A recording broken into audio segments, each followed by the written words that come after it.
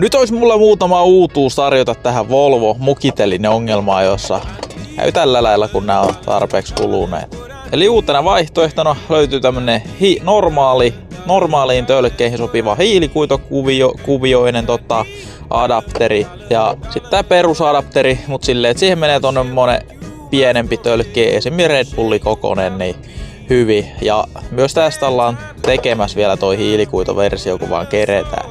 Ja miten tää sitten toimii, niin ei muuta kuin tohon noin ja siitä tölkit sinne, niin ei kaadu mihinkään. Sitten vielä toi hiilikuitoversio, niin kyllähän nämäkin pysyy tässä aivan ok pystyssä, mutta parempi tuo. Mutta näitä 3 eri versioa löytyy mikkeskarke.fi ja ei muuta kuin tilailemaan omansa. Sopii V70, XC70 ja S80 niin ainakin muun muassa. Jos on niinku tämän näköinen tämä telinen, niin kuten täältäkin näkee, niin eihän näillä tee enää mitään, kun ne on tuolla alhaalla.